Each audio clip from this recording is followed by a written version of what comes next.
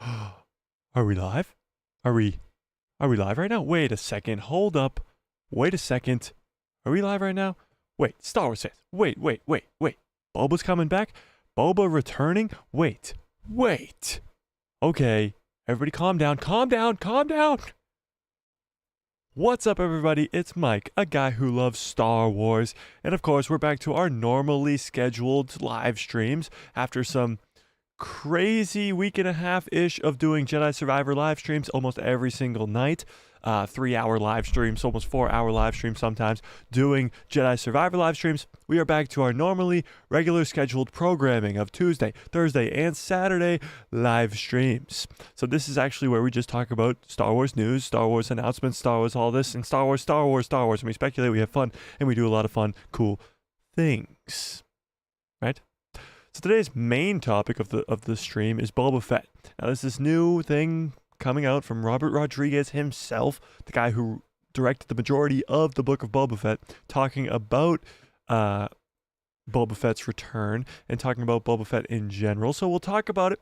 We'll talk about all that. We also want to talk about Jedi Survivor a little bit. We're going to save the Jedi Survivor stream for later on in this week so that a little bit more people can finish up the game. Give everybody about 2-ish weeks. We'll give them the 2-week time frame. Then we're gonna go full spoilers. We're gonna do everything, just bang. Talk about the game as a whole. But that's not tonight. So if you're worried about getting spoiled from Jedi Survivor, you won't be here. We're not gonna talk any spoilers from Jedi Survivor tonight. We're gonna save that till the end of the week so people can finish up the game. So that people get 2 weeks. 2 weeks is a good enough time. 2 weeks is a good enough time. I think. If you can't beat the game in 2 weeks, then you're bad at the game. You're bad at the game. I don't know what to tell you. But yeah, the game is unbelievable. Without going into any spoilers, the game is spectacular. It is one of the only Star Wars projects I've ever given a 10 out of 10. And you guys know me. I do my rankings like how I actually see it. I give my rankings an actual fair shake. I never give anything an actual 10 out of 10 unless I think it is perfect. It is a 10 out of 10, and that's what this game was. So if you're on the fence of going to maybe play Jedi Survivor, go play it. Go play it immediately. Stay off the interweb. Stay off everything else. Don't get it spoiled because there are some crazy twists and turns, and you're not going to want to miss any of it. And of course, it's going to set up Calvin for some future things, let's say. Honey Badger first in today says, Boba's coming back, let's go. Yeah, I think so. And he says, thank you, because, yeah, we're not doing the spoilers right now. We're not doing it. Set the tone, Max. What's up, Max says, Revenge of the Sith game was damn good. It is true. The Revenge of the Sith game was damn good, but guess what? Revenge of the Sith was damn good. So, obviously, the 2 and 2 go hand in hand together. But yes, the Revenge of the Sith game is up there for one of the best Star Wars games ever, but I think, at least in my personal opinion, Jedi Survivor is even better. Honey Badger says 10 out of 10, 100% worth the $70. Honestly, should be worth more. Best game I've ever played. I kind of have to agree with you. It could be the best game I have ever played, which is saying something. Which is really saying something because I've played a lot of video games. So yeah, exactly. Yes. So no spoilers for Jedi Survivor. We're going to try to keep the chat spoiler free for a little while until people can finish up that game. I hate when stuff gets spoiled, and honestly, for being real, I got a little bit of the game spoiled for me like last week, and I was upset because it was only out for like 4 days, and I was like, why are people already spoiling the game right now? What is going on? And yeah, that was devastating, but it's okay. We live and we learn. We live and we learn, and we get mad at people, but that's okay. Today we're talking about Boba Fett. So let's talk about what's going on with Boba Fett and why I think he's coming back and why I think Boba is not going anywhere, at least until he dies in most likely the Mando movie. So for those of you who are unfamiliar, Dave Filoni, the man, the myth, the legend himself, Dave frickin' Filoni, the guy who did Star Wars Rebels, the guy who did the Clone Wars with George Lucas, the apprentice to George Lucas himself, Dave frickin' Filoni, is finally getting his own movie. So he's directing the Mandoverse movie, which will be a culmination of the Mandalorian, Book of Boba Fett, Ahsoka, and Skeleton Crew, all in this one big movie event. And it's going to be like the heir to the Empire. It's going to have Thrawn. It's going to have Ezra. It's going to have the main Mando cast, and hopefully Luke, Leia, and Han. And it's going to be a main Heir to the Empire movie that I believe will be the end of Boba Fett. So Boba is, of course, one of the most legendary bounty hunters in Star Wars. Almost every fan, when you talk to a Star Wars fan, even if they're a casual Star Wars fan, knows who Boba Fett is. So his death kind of has to be somewhat heroic / monumental. So where else would you do that unless it's on the big screen, in the movie theaters, in Dave Filoni's Mandoverse movie? If he dies to Thrawn or he dies to a bigger threat, dies sacrificing himself to save somebody else. Like, what if, now let me throw this out at you guys and tell me what you think in the chat. What if Boba Fett comes full circle? He literally almost died to Han Solo, getting tossed into the Sarlacc pit. What if he saves Han Solo, or better yet, Han Solo's son, Ben Solo, because he's too young at the time to fight for himself, from Thrawn and the Empire, or Thrawn's undead army, or whoever the threat is going to be? What if Boba Fett sacrifices himself to save those people? The people who he was fighting against because he was a gun for hire for the Empire. What if he sacrifices himself to save those people? A lot of people are upset with Boba Fett, Beta Fett, people like to call him. But I believe there is going to be a shift in the Boba Fett that we see. Tamara Morrison, I think, himself is the one who is kind of negotiating this shift. He doesn't want the Beta Fett anymore. He doesn't want people to dislike his character. And Tamora Morrison, who plays Boba Fett, has come out and said himself that Boba needs to be the badass gunner that he was before, the badass bounty hunter that he was before. And I believe that we will get that badass bounty hunter back. We'll just have to wait and see. And hopefully it could be in a Book of Boba Fett Season 2. And whenever people see Book of Boba Fett Season 2, you think it'll happen? They're all like, no, because the first season was hot garbage. But I disagree with that to an extent. Some of the episodes were good, some of the episodes weren't as good. But the main problem many people have with it is that it made Boba a weakling. It made him Beta Fett. But what if they could turn that around in a second season? So let's open up a poll right now. Do you guys want a Book of Boba Fett Season 2? Do you want Book of Boba Fett Season 2? Yes or no? You guys tell me. Tell me.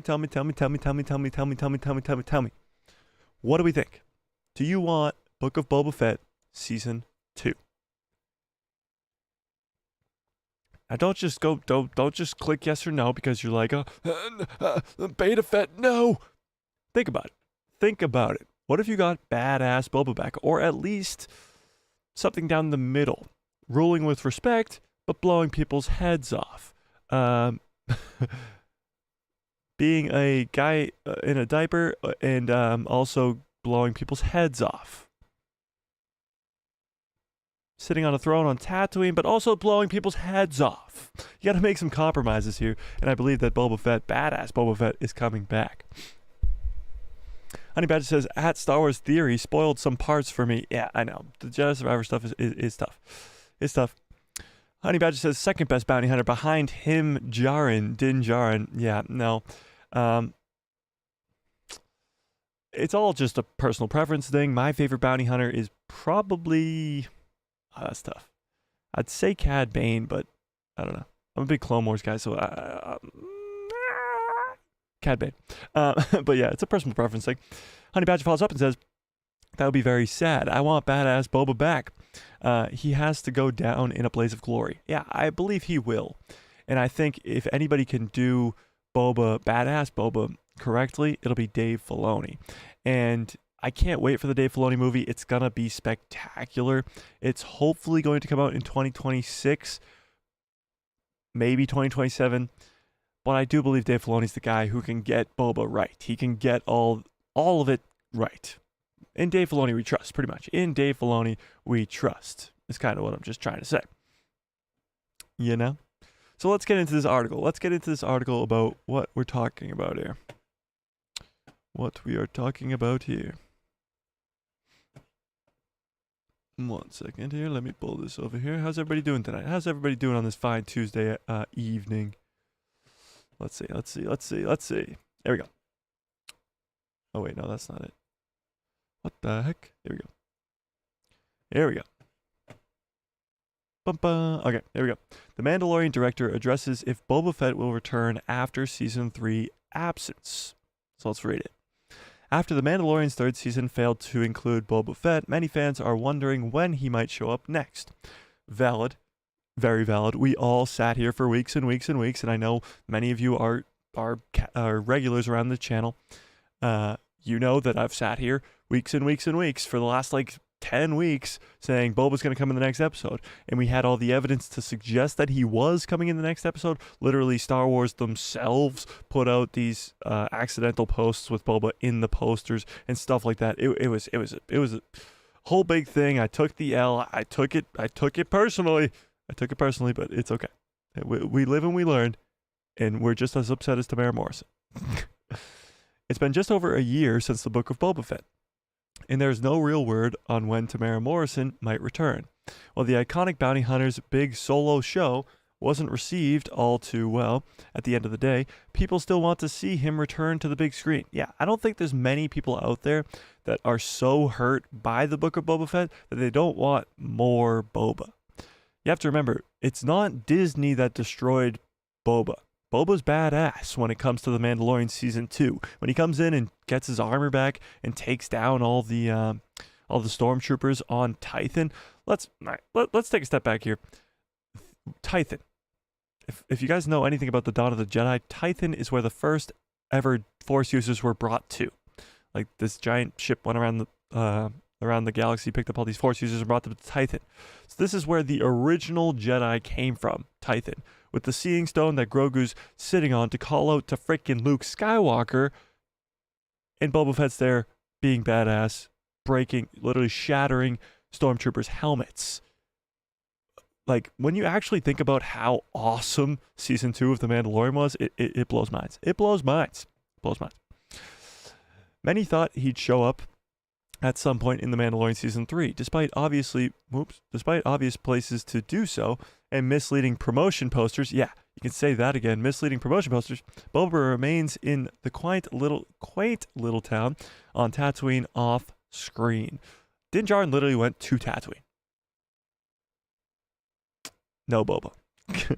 But what does director Robert Rodriguez have to say about it? So Robert Rodriguez, if you guys are unfamiliar, he directed the episode where Boba comes in The Mandalorian Season 2, and he did such a good job that they had him be the main director. He directed the majority, he directed the most episodes from the Book of Boba Fett.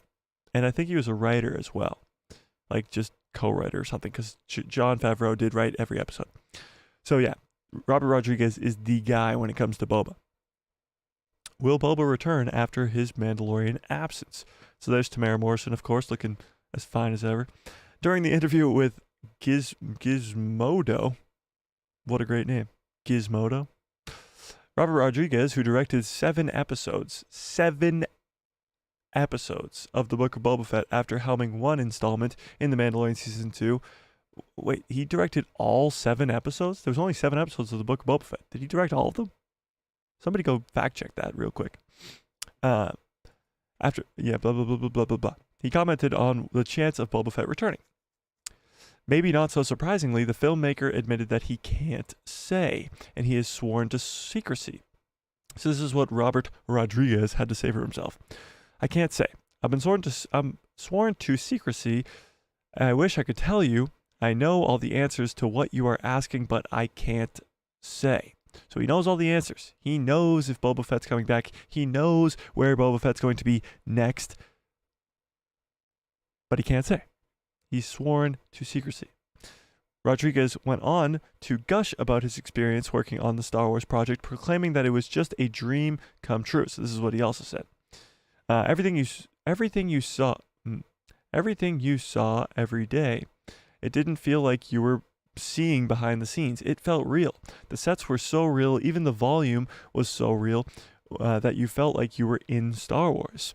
You know, there's these things called rock camps, and if you go if you want to go play the Aerosmith guitarist Joe Perry or something, you pay money to go get on stage for 2 seconds with him. This is what a director would pay money to do. To have Star Wars camp, to get to direct and edit and be a part of the Star Wars universe is just an experience, is one of my favorite experiences, because it was just a dream come true. So obviously he's just going on and on about how much he loved working on Star Wars, and every director in the world wants to work on Star Wars, and he got so lucky. But again, we'll go back to what he said before. He's sworn to secrecy. He knows the answers to all the questions, but he can't say. Pretty much simple as that. Now this is what this article thinks. Where will Boba pop up next? So, with how popular Boba Fett is as a character, it's not a matter of if he will show up again, but when. So let's start there. Let's start there with this. Let's go full screen again here. Where do you think Boba Fett's going to show up next? Tell me in the chat. Where do you think Boba Fett will show up next? Logically, where do you think he'll show up next? Because if you think about like the Ahsoka show, it's unlikely, because why would Boba be in that? It's going to be in the World Between Worlds. It's going to be in the New Beyond. It's going to be the Ghost Crew. There's no real room for Boba Fett in that show. Ahsoka doesn't have any connections with Boba Fett, really. Like, there's no room for Boba in that show. Skeleton Crew, it could throw a curveball and give us Boba, but again, none of those characters, they're going to be brand new characters. None of them really have a connection to Boba Fett. So there's kind of 2 or 3 most likely scenarios. The Mandalorian Season 4, which seems less likely now because he wasn't in the first season of The Mandalorian, but you never know, because, let's be honest, they learned from their mistakes. If John and Dave do one thing right, it's they learned from their mistakes. So Season 3 had a handful of mistakes, and Boba Fett not showing up was one of them. So yeah, I believe that he could show up in The Mandalorian Season 4. Then you could also have a Book of Boba Fett Season 2. You could just give him another season of his own show, and that could be where he shows up next. And maybe that second season of the show could lead right into the Mandalorian movie. But let's say he doesn't get a show. Let's say he doesn't get a second season of his own show. He could show up in the Mando movie. Again, I still believe he will be a main character or a huge part of that Heir to the Empire, Dave Filoni type movie. Honey Badger says, Mando Season 4 or Dave's movie. Yeah, it seems like those will be the most likely unless he gets his own show. Because Season 1, as kind of split as it is amongst the fandom, there are some amazing episodes. Even the first couple episodes of that season that kind of start off slow, and the majority of them are just flashbacks to explain what happened with Boba after he got out of the Sarlacc pit. Those are good episodes. That train heist episode, I think it's episode 2 or 3, is awesome. It's awesome when he teaches all the Tuskens to ride the speeder bikes. He goes to what the hell is it called? What the hell is that place called? He goes to that place. I can't think of the name of it for the life of me. Beats up those bikers and steals their bikes. That show is underrated. When you look at other shows like Andor and even Kenobi, other than the finale, I think the Book of Boba Fett has it beat. And then you look at the Mando episodes and you're like, holy crap, yeah, it's amazing. Like, the Luke Skywalker training Grogu episode could be the best episode of any Star Wars show. It just could be. Honey Badger says, I think he could get another season. I mean, come on. Andor's getting one. That's also true. Andor is getting a second season, but Boba's not going to. So Cassian, what world do we live in? What world do we live in right now where Cassian Andor, literally a side character, not even the main character of Rogue One, a side character of Rogue One. Let's say Jyn Erso's the main character. Jyn Erso, Galen Erso, Krennic. Those are your main characters. A side character in a spin-off movie to explain the first ever Star Wars, explain how the Rebels got the plans for the Death Star. That side character got a spin-off show.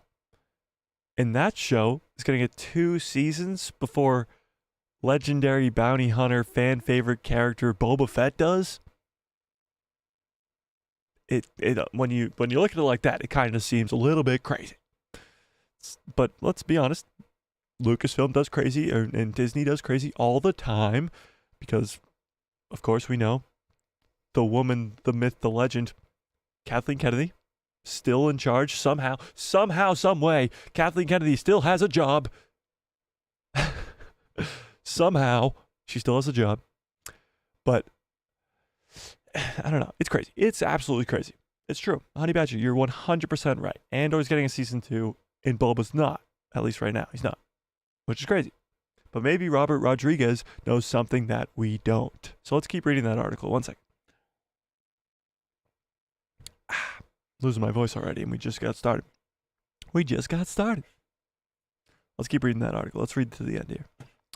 The Mandalorian Season 4 is set to start production later this year. So this is actually going to start filming in, I think it's October or November. So when Mando Season 3 just started, Jon Favreau said, well, when we were making this season, we were already writing for the next season, because it kind of just comes up while we're filming. So they've already written Season 4. So Season 4 is already ready to go. Now, the writer's strike might slow it down. We don't know how long this writer's strike in Hollywood's going to go on for. And we can talk about the writer's strike if you guys want, like explain what's going on. But it could affect The Mandalorian Season 4, maybe postpone its production. But as of right now, it's supposed to start filming at the end of this year. It is. So that'll be very, very fun. And it'll be the first opportunity for us to see Boba again. Because now we know Din and Grogu are off doing their own thing. So we'll see. So let's see. This could offer plenty of opportunities for Boba Fett to show his face, especially since the end of Season 3 set Din up for some old-fashioned episodic storytelling. So we're back to basics when it comes to Din Djarin and Grogu. They're kind of out doing their own thing. Mandalore's rebuilding with the armor, with Bo-Katan. But Din and Grogu are still doing their own thing. They're still bounty hunting. Din is teaching Grogu still the ways of the Mandalore and stuff like that. So it did set up the opportunity to definitely see Boba again on a side mission, or maybe he could go help Boba out for a pay or something. Who knows? Then, of course, perhaps the character's own series can continue. So what they're saying is Season 2 of the Book of Boba Fett. Well, a second season of the Book of Boba Fett isn't a thing yet. It's still a possible outcome for Lucasfilm. So Ming-Na Wen, who plays Fennec Shand, that's what they just said, who portrays Fennec Shand, recently commented on how she wants Disney to announce that soon. So announce the second season of the Book of Boba Fett soon. And if Ming-Na Wen wants to do it, if Tamara Morrison wants to do it, let's be honest, Disney loves money. They're gonna do it. So hopefully Jon Favreau can pull something out of his ass and make a better story than he did in the first season. You could literally connect it to Han Solo, because let's be honest, Han Solo is the one that led to Boba going into the Sarlacc pit, and I'm sure he might not be too happy about that. Or you could even have the Crimson Dawn. We know the Crimson Dawn is back. The Crimson Dawn is in the comics, the Star Wars comics right now. Kiara is the apprentice of Darth Vader, Darth Maul is fighting Darth Vader in the Star Wars comics right now. Like, there's a whole big thing about the Crimson Dawn. Bring it into live action. Bring it into the Book of Boba Fett Season 2. Give us something to look forward to in this second season. Because a lot of fans are going to say, Book of Boba Fett Season 2, maybe not. Maybe not. Many fans have been keeping hope alive that Cad Bane lived to see another day. Another batch of episodes could make that hopeful outcome a reality. Yeah, we talked about this. When was our last normal stream? Thursday. We talked about this on Thursday. The possibility of Cad Bane still being alive. So there are these timeline books, and this timeline book comes out, or is it already out? I think it might already be out. But when it talks about people who are dead, it's like, yeah, this person's dead. But when it talks about Cad Bane, it says he is out of action. Not dead, not killed, not nothing. He's out of action. So many people believe that Cad Bane is possibly still alive. Now, Cad Bane being the main villain of a Book of Boba Fett Season 2 doesn't seem all that likely, just because He's very, very old. We saw that in the first season. And Boba's already bested him. So, and he's really only a gun for hire. He was just working for the Pikes. So we'll see. We'll see if Cad Bane is actually an integral part of this next season, or if he's even alive. But I don't know. What do you guys think? You think Cad Bane's still alive? Do you think Cad Bane, the guy who got stabbed in the chest, is still alive? I'd like to hope and pray that he is, because he's my favorite bounty hunter. And we kind of just got him in live action. Like, just did for like 2 episodes. So I hope we get more of him.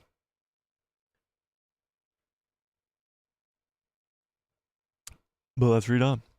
At the end of the day, it would...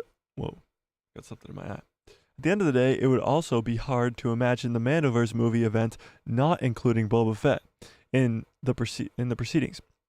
The hardest part is just that fans will have to wait how many years before it will be put into theaters? However many years.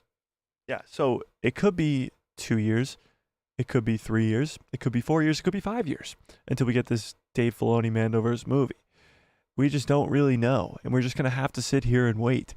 But hopefully we get Boba Fett before then, in a Mando Season 4 or a Book of Boba Fett Season 2. The way that the Mandoverse is going, it's kind of going to be branching out into different directions. So far, let's go full screen here. Hang on one sec. So far, the Mando story has been very centered around Din and Grogu, let's just say. Around the Mandalorians. Even when it comes to the Book of Boba Fett, Din and Grogu are main characters of that story. Maybe not for the first couple episodes, but by the end of it, they are. So now that story has kind of completed itself, the Mandalorians have taken back Mandalore, and all that other fun stuff has happened. It's going to be interesting to see how and where this Mandoverse leads to. The Ahsoka show is going to go to the New Beyond. It's going to have Thrawn. It's going to have Ezra. It's going to have more Force users, more people with lightsabers, with the people we saw in the trailer, Shin and her master Balin. And then you're going to have Thrawn and possibly Night Sisters and Undead Army stuff. And if you've played Jedi Survivor, you know why I'm so excited for the Night Sisters. Because that game just explores like the actual power that they possess and how crazy it will be to see Night Sisters in live action. And especially if Thrawn is manipulating them or they're just working for Thrawn in general. Like, the Ahsoka show is going to be enormous. It's going to expand the universe. It's going to do crazy, crazy things. And it's going to have the cast of Star Wars Rebels involved. It's going to have the first ever live action appearance of well, we already saw Zeb in Season 2, but of Hera, of Sabine, of Ezra, of Thrawn, of Chopper. All those Rebels cast are going to be in the Ahsoka show in live action for the first time. I'm losing my voice. I'm losing it. But the Ahsoka show is going to blow minds. Then you have the Skeleton Crew show to end off this year. And the Skeleton Crew show has a ton of question marks around it. We don't really know what's going on. What we found out at Star Wars Celebration was Jude Law's character, who's going to be one of the main characters, is going to be a Jedi. And the rest of the main cast is going to be children, like 12-year-olds or something like that. It's going to be kind of like a Stranger Things meets Star Wars type thing. And it's going to most likely take place in the New Beyond as well. So this New Beyond's really going to get explored in this later half of this year. So a lot of people were like, yeah, The Mandalorian seems like an actual ending. Well, that's kind of because it was. It was the ending of Phase 1, if you want to think of it like that. The Ahsoka show is going to start this whole new journey that is the New Beyond. That is Thrawn. That is setting up this new threat, because Moff Gideon's gone. Whether you like it or not, I don't think he's coming back. I don't think he is. I mean, tell me what you guys think. Do you think Moff Gideon's dead? Because I think he is, and I think they're going to set up Thrawn, and they did set up Thrawn even in The Mandalorian Season 3, to come in and be the new big bad. And the Ahsoka show is going to prove that. The Ahsoka show is going to prove that in a big, big way. Show us Thrawn's army. Show us the real might of Grand Admiral Thrawn. Because what Dave Filoni has been saying for years now is he wants you to be able to watch just The Mandalorian, just the Ahsoka show, and it makes sense. You don't have to watch Rebels and the Clone Wars for it to make sense. He wants you to be able to just watch it as a standalone project, enjoy it, and it makes sense. So they have to bring in Thrawn and immediately set him up as a big threat with a big army, with actual scare tactics, actually keeping us on our toes around Grand Admiral Thrawn, because people who haven't seen Rebels don't even know who Thrawn is. So it's going to be interesting to see how they do that. And they're going to have to set him up for the movie. Thrawn is most likely going to be the main threat of the Dave Filoni movie. They're not going to bring in some other threat when Thrawn is that guy. He's going to be the heir to the Empire. Ahsoka even says it in the freaking trailer. I'm out of water. Good thing. I always bring my trusty good cup to follow orders. Okay. Zap, what is up, my guy? Honey Badger says, what if we get Boba Season 2 after Mando Season 4, before Dave Filoni's movie, and the Book of Boba Fett Season 2 sets up Dave Filoni's movie? That is very likely. That is likely. Because when you think about all the work that Dave Filoni has to do, it seems unlikely that we will get a Ahsoka Season 2. You know? It seems unlikely that that will happen because he'll have to write the movie. He'll have to write, direct, do all that stuff for the Mando movie. So he's not going to have time to do an Ahsoka Season 2. So what's going to fill that gap in between the Mandalorian Season 4 and the movie, which is probably going to be like a year and a half, 2-ish years gap? It's going to be the Book of Boba Fett Season 2. At least I believe. I believe it will. I believe it will. Honey Badger says he better be the death... Wait, he better be that death sucked. What? Oh, Moff Gideon. Moff Gideon. Gotcha. Zap says, I hope he's dead, meaning Moff Gideon, and that cup has been following orders lately, or has that cup been following orders lately? You know, it's kind of not. It's been a rebellious cup, not gonna lie.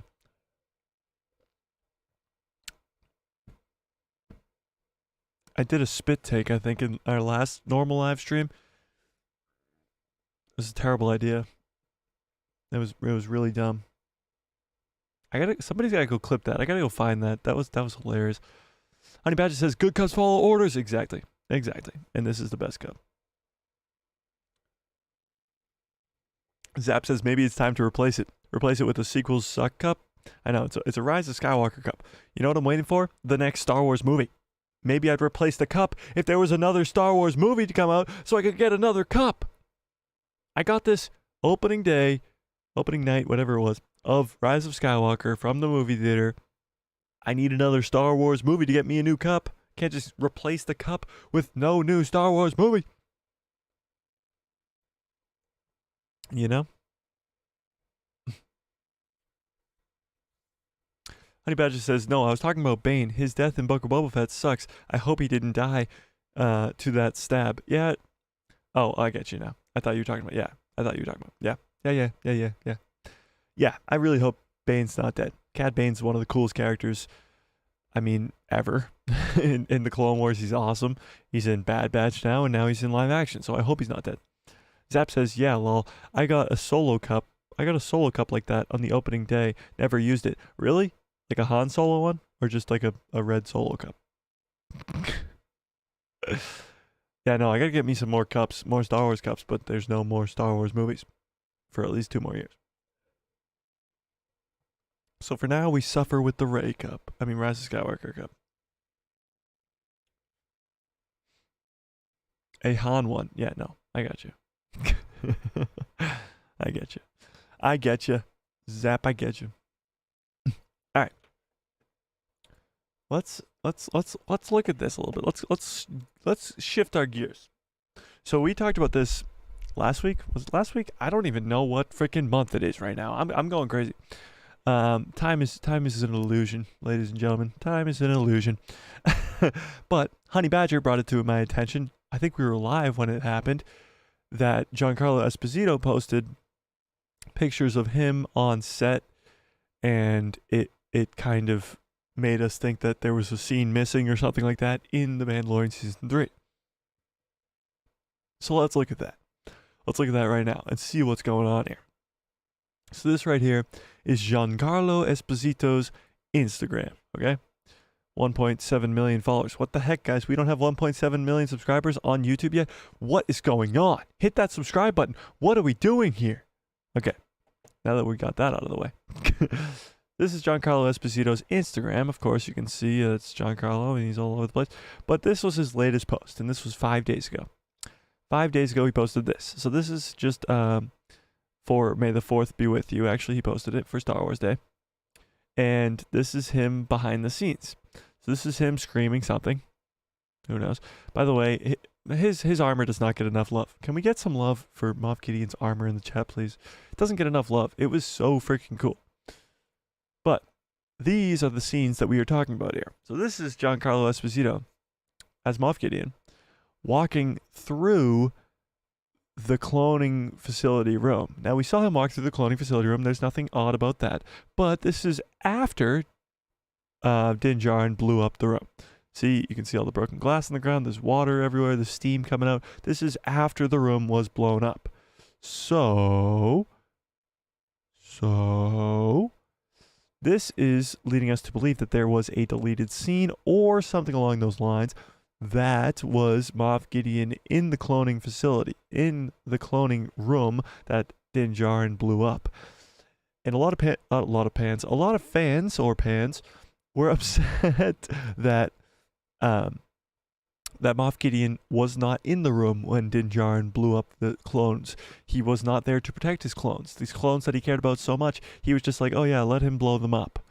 He waited on the other side of the door, and then he said, my clones, which is a valid thing. It is. But at some point in time, and there's another picture I believe here. Oh, there's a nice selfie of Moff Gideon, but wait, one more. There it is. At some point, there was a scene filmed of Moff Gideon coming in either mourning over his clones or trying to stop Din Djarin from actually destroying the clones. So at some point this was a thing, and Giancarlo Esposito himself has confirmed it. By the way, let's just check out this armor. This armor is so sick. But look at this swaggy selfie too. What a handsome fella. Okay, so that's kind of what we're talking about here. Is Moff Gideon? He was actually in the room at one point. He was. You know? So what do we think about that? Do you think that it was like cut out that Moff Gideon was in there and they thought it was better to just not have that scene there? Or do you think that this was just behind the scenes stuff and wasn't as cool? Honey Badger says Mandalorian masterpiece. Oh, Mandalorian masterpiece. Yes, indeed. It's the chromey piece, right? Shiny is cool. Wait, what? It's the chromey piece? The armor, of course. The armor or the chromey piece? You lost me there, Zap. I have no idea what you're talking about. Honey Badger says definitely a deleted or unused scene that was shot. So if it was shot, then why would they not use it? Let's look at it again. Why would they not use this scene? Now, many people who believe that this was a big mess up, a big mess up, that Moff Gideon should have been in the room when Din Djarin destroyed the clones, should have fought to save his clones' lives, the clones that he's been trying to build since frickin' season 1 with Grogu's blood, Force-sensitive clones that actually were a success, which is insane. The first time in Star Wars that Force-sensitive clones have been a success in Star Wars canon, let's say, because Starkiller, of course. But why would he not attack Din Djarin in this room? Is it just a plot hole? Is it just a mess up? How can you film this scene and then think, nah, we probably shouldn't leave it in there? Probably not. Probably shouldn't do that one. We probably shouldn't keep this scene in there. You know what? It's probably a dumb idea. Maybe he should just wait behind the door. Wait behind the door, and then when he opens the door, we'll say, how could you? Those were my babies. The first ever fully functioning Force-sensitive clones. I don't know. Maybe I'm going too hard on it. Honey Badger says, time, lol. They most likely cut it due to the rush in production. That's my best guess. That's possible. Definitely possible.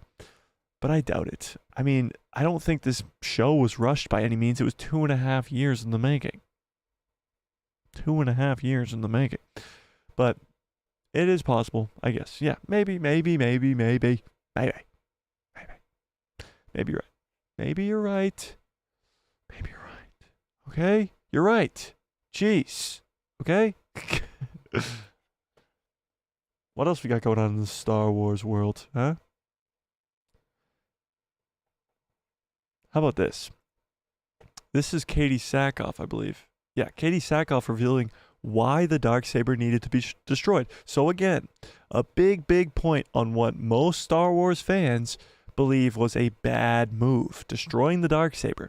I am not one of them. I believe that destroying the Darksaber was necessary to bring in a new era for the Mandalorians. People followed the Darksaber. People followed the way where they can't take off their helmet. But now they will just follow Bo, not because she's wielding the Darksaber, but because she is the rightful ruler, because they actually respect and honor her, because she is the one who helped or who led the way in saving their home world and kicking off Moff Gideon. So that's why they follow Bo-Katan, not because of the Darksaber. So I think the Darksaber being destroyed was a good idea, but a lot of fans disagree with me. So let's read what Katie Sackhoff has to say about this. The Mandalorian star reveals why the Darksaber needed to get destroyed. So, the Mandalorian star Katie Sackhoff reveals why the destruction of the Darksaber was necessary for the future of Mandalore. In a twist of events during the climax of Season 3 of The Mandalorian, Katie Sackhoff's Bo-Katan Kryze and Giancarlo Esposito's Moff Gideon. By the way, Giancarlo Esposito probably has the coolest name ever. Giancarlo Esposito.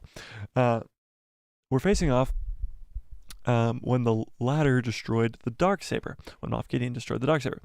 Many fans were upset at this due to the weapon's importance in the culture of Mandalore, and because it was an important relic that was around in the Star Wars universe for over a millennium, for a long time.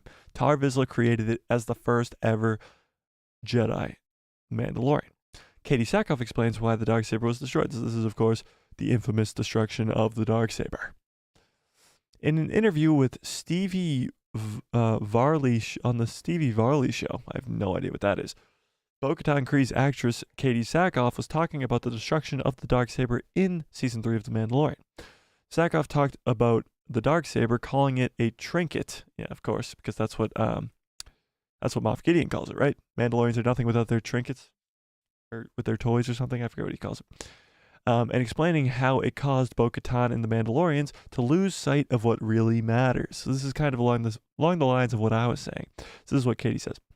She says, "So I think that Bo and the Mandalorian people have been fixated on, for the lack of a better word, a trinket that they've lost sight of. She's lost sight of what really matters to her people and for her people. So the Darksaber has too much control over her people, and they've lost sight of what really matters. Mandalorians are stronger together, and that seems to be the message of the entire season. And if the Mandalorians were together when the Empire showed up, not at a civil war like they have been for hundreds of years, if not thousands of years, then they would be able to fight against the Empire, and no force can really stop the Mandalorians if they're together. The fact that they were at a civil war, constant civil war for years and years and years, is what allowed the Empire to take over." The actress went on to say that even though its destruction may be sad, it had to happen because it could potentially put things right. She follows up and says, "So I think she's distracted by it because I think she's distracted by it because I think that the Mandalorian people were distracted by it. So I think," she really thinks, "I think that, sadly the destruction of it will potentially put things right, I guess, if you will." So Sackhoff reveals that it was always the plan for the weapon to be destroyed, which caught her a little off guard, but she also stated how it was necessary so that Bo and the Mandalorians could have a fresh start. So this is kind of where things get interesting. It was always the plan from day one for this Darksaber to be destroyed. This was always the plan. It was in the script, so when we knew it was happening, and I think it was a little like, "I'm sorry, you're doing what?" But it's one of those things where I think in order for Bo and the Mandalorians to have a fresh start, the right leader had to be leading no matter what they possessed. You know what I mean? So obviously, she's the leader because she helped them regain their planet, not because she owns the Darksaber, because anybody at any point in time could challenge her for that Darksaber and she could lose. The Star Wars veteran then went on to explain what might have gone through the mind of Bo-Katan and how her character changed over the course of Season 3 in general. Because a lot of people thought that Bo-Katan was going to be a villain at the start of the season. That's kind of what they made her out to be, the villain of the season. And we kind of seemed a little shaky on Bo-Katan all the way up until the end almost. But she's kind of gone on a big journey herself. Everybody left her at the beginning of the season. And then by the end of it, she's got all of her people back, and she's taken back Mandalore, and the Darksaber's gone. So her whole fixation on the Darksaber in Season 2, when she wanted to kill Moff Gideon so badly to get the Darksaber back, and when Din Djarin does it in Season 2, she's upset. Now she's not fixated on the Darksaber anymore because that's not what's important, and she learns that very quickly here in Season 3. So Sakharov says, like, I think that that's one of the things that she learned in episode 6. She sees Jack Black's character got elected. Pause. Got elected. That's an interesting concept to her. Like, oh, I may be a royal, but maybe it's something we need to do. Like, I am a leader because I'm qualified and my people want me to, or am I leading because I think I should and it's my lineage? And those are questions that I think sort of got answered. So yeah, so maybe this Jack Black episode with Lizzo was more important than you guys thought it was. I still harp back to the day after. Let's go full screen for this. I still harp back to the day after that episode, the Jack Black Lizzo episode, when the entire Star Wars fan base was down in the dumps, like absolutely crapping on each other, crapping on the Mandalorian. It was bad. It was bad. And the day after that, I did a live stream saying you were wrong. Star Wars Celebration was that weekend. We got Jedi Survivor in a few weeks after that. The Mandalorian finished off strong. And look at us now. It has never been better to be a Star Wars fan right now. Never has been better to be a Star Wars fan than right this very second. So everybody overreacting about the Jack Black episode, guess what? Katie Sackhoff says it was necessary. It was important. So yeah. Yeah. You were wrong, and I was right as usual. Let's see. Honey Badger says, it was horrible. All that history ruined and destroyed for a lackluster Mando season. Should have saved it for the movie. Well, what do you think about it now? What do you think about it now, huh? Now that Katie Sackhoff explained it the same way I did. Because, let's be honest, it had to go. Just because it was cool, I mean, the Darksaber was very, very cool, doesn't mean we'll never see another Darksaber again. Grogu could make another Darksaber, Darksaber 2.0. But it was necessary for this one to get destroyed. Honey Badger says, I hated the episode, I'm sorry. Mando and Bo's fight scene stole the show, and all the droids, but that and the Pershing episode were useless. It's true, but there has been useless episodes in every single season of this show, and I'm not like, give me more useless episodes. I want straight fire banger episodes for 8 straight episodes. I don't think that's too much to ask for. I don't think that's too hard to do. But every season has had those episodes. Look at the Frog Lady episode in Season 2, or even the Bill Burr episode. Season 1, completely blanking on Season 1's episodes. Honestly, I can't think back that far. I can't do it. But Season 2, the Frog Lady episode, is just as filler of an episode as this Jack Black one. Honey Badger says, tell me the point of the Pershing episode, though. We did not need a full episode around him and Elia Kane. I agree. I completely agree. I think seeing Coruscant was cool, but following those two characters, yeah, it was for that long too. It was crazy. It was crazy. But now looking back on it, now that those clones are destroyed, and now that Dr. Pershing's mind is wiped, Is it possible that that's why that was so important? Because those Moff Gideon clones are destroyed. Moff Gideon's destroyed. His lab on Mandalore is destroyed. And Dr. Pershing's mind is wiped. So does that mean all remnants or all knowledge of creating Force-sensitive clones is out the window and gone? And if that's the case, have they already created Supreme Leader Snoke? A lot of questions kind of come up when you think about that. Like Dr. Pershing's mind's wiped. He doesn't remember, or maybe he does remember, but he doesn't remember making a Force-sensitive clone, and he doesn't remember how to make a Force-sensitive clone. So if that's the case, then nobody does. So how does Supreme Leader Snoke get created? I don't know. We shall see. It was filler. It was filler, without a doubt. But maybe it was a necessary filler. You know? Because if you didn't see Dr. Pershing's mind get wiped, then the question would be, well, isn't Dr. Pershing still out there? Can't he just make some more Force-sensitive clones? If he did it for Moff Gideon, why can't he just do it for everybody? And you didn't have to spend 45 minutes on telling us how his mind got wiped. You could have literally just mentioned it. But yeah, no, I agree. It was filler. I'm definitely not going to argue with you there. But let's see what this rest of this article had to say for itself. What's next for Bo-Katan and Mandalore? This is a very, very adequate question. What do you guys think is next for Mandalore? When do you think we'll see Mandalore and Bo-Katan again?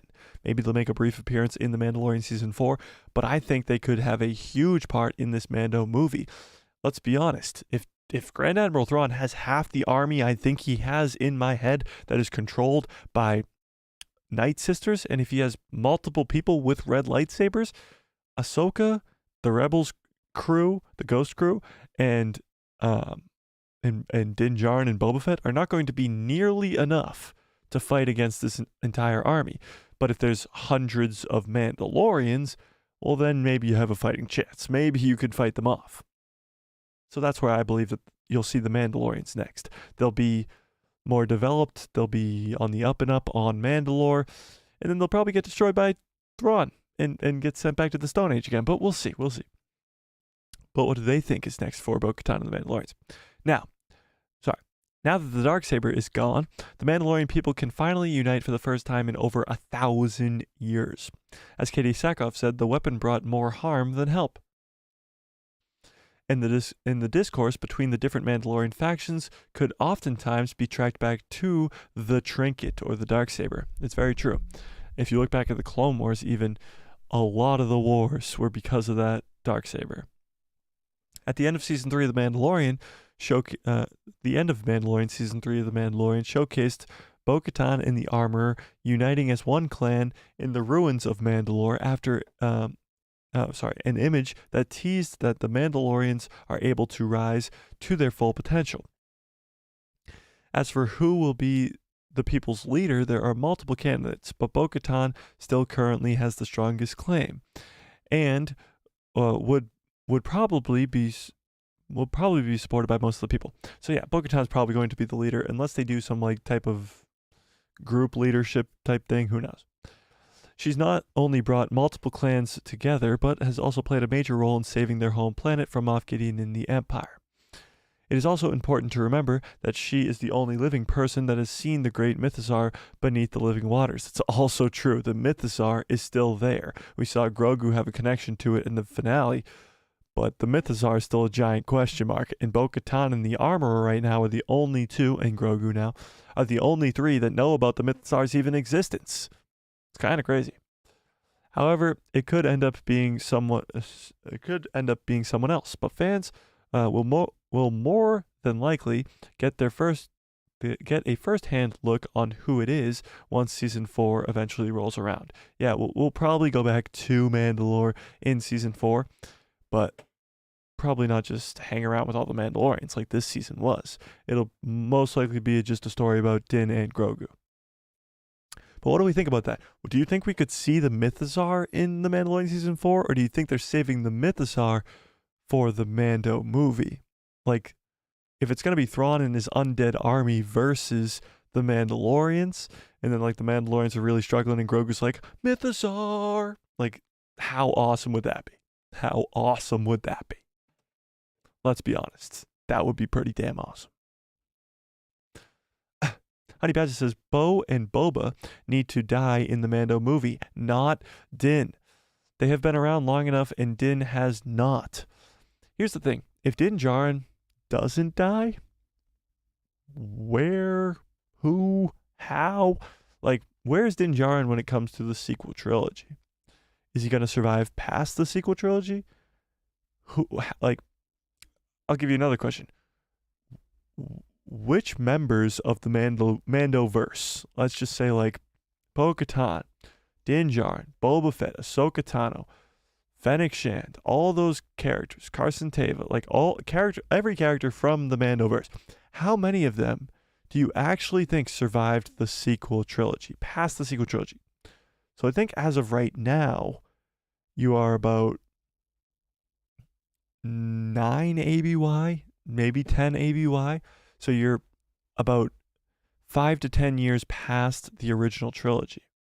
That means you still have about 20-ish years until the sequel trilogy. So that means that character has to survive 20 more years and then has to be involved in the events after the sequel trilogy. So obviously there's this movie called The Rey Movie, which is going to follow Rey's new Jedi Order. That comes out in 2025. It is the next Star Wars film.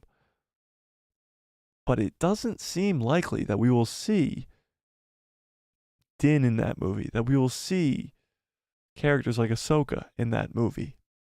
Although they should be there. It's the new Jedi Order. These are characters that would be involved. Grogu, Ahsoka, Cal Kestis, like Jason Syndulla, these characters that are Force sensitive and should be involved in the new Jedi Order. I feel like just Disney's just too stupid to know that, and we won't get that. I feel like the Charmin Obid-Chinoy directed Rey movie is not going to have those people in it. So it's going to be very, very interesting to see how many of these characters actually survive past the sequels.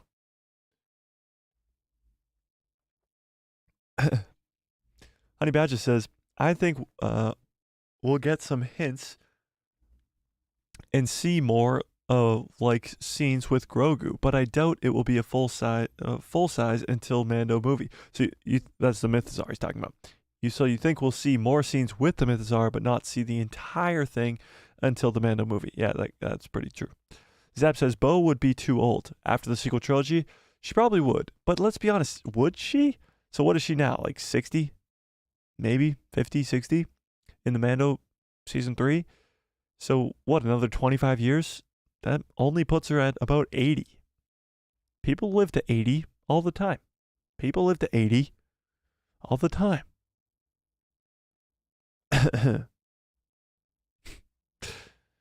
So she could just be really, really old and on Mandalore, which would be awesome. Honey Badger says they're all alive. They're in the New Beyond together. I don't think they're all going to go to the New Beyond and stay there.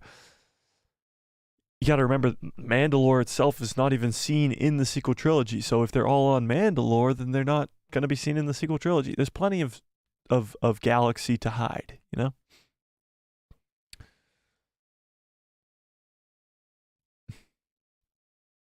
Zap says, I think Bo would be too old for those new movies. It's possible. What is the timeline on the Rey movie again? It's 5 years after 9, 15 years after 9. If it's only 5, then Bo would be about 75 to 80. It's 15 years after episode 9. Oh, okay. So 51, I think she is in Mando season 3. So she would be 90, Mike. Would she be 90? Let's see.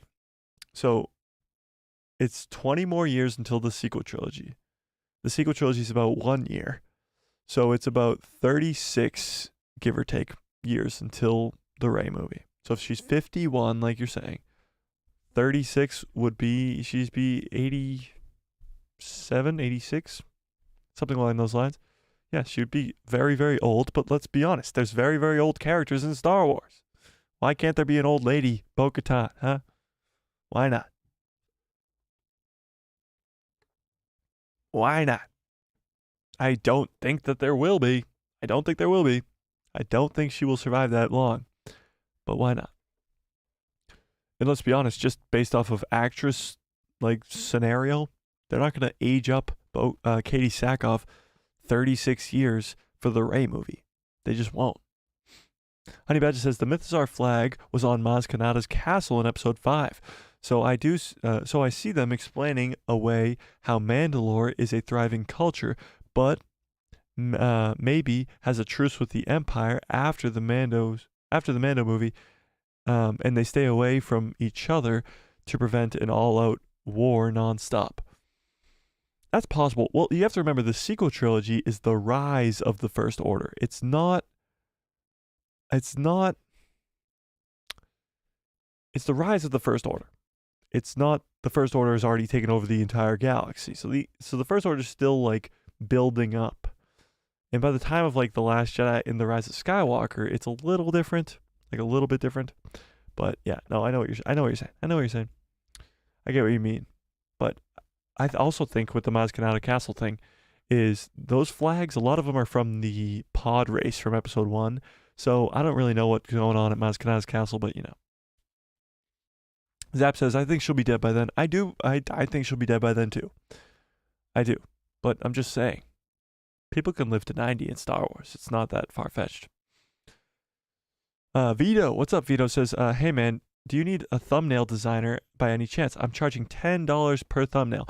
Right now, I am all set, Vito. I'm doing my own thumbnails as of now.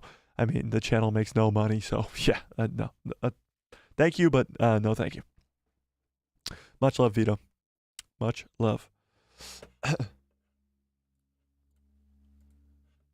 Wait a second.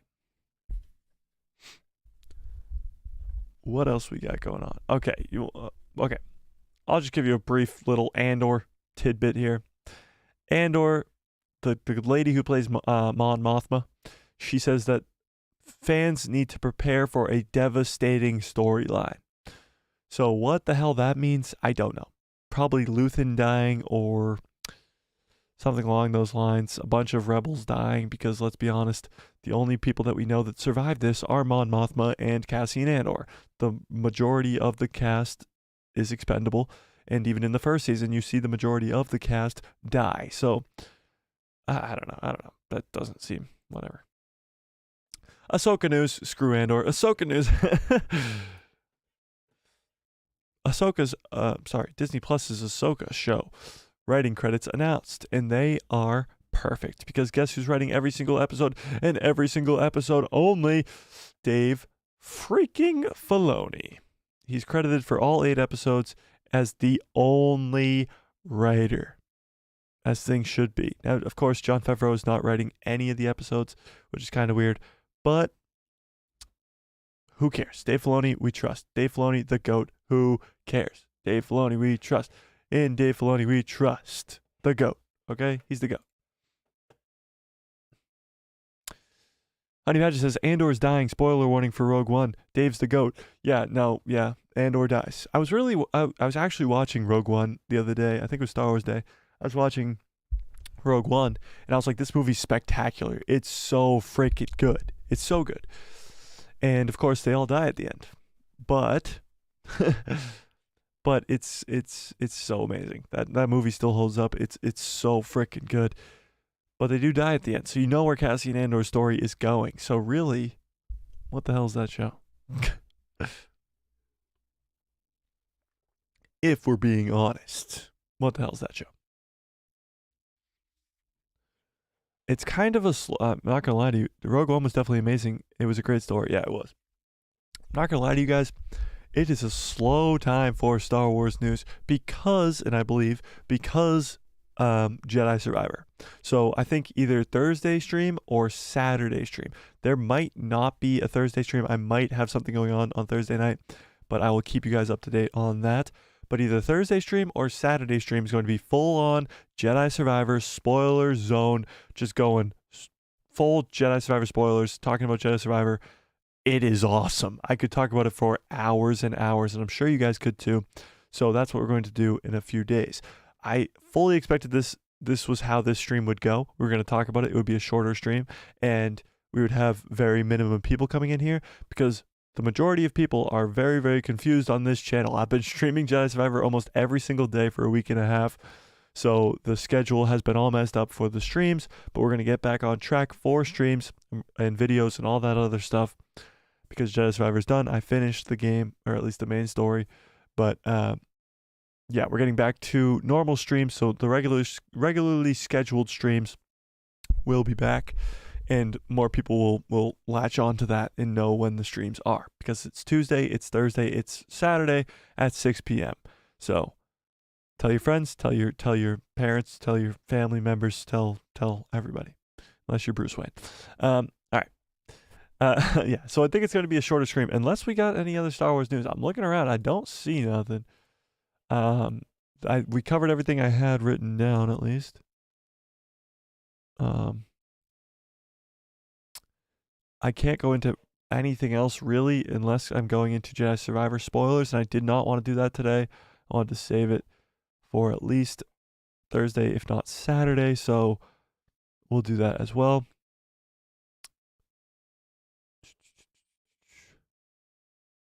How about Carrie Fisher got her star on the Walk of Fame? That was pretty cool.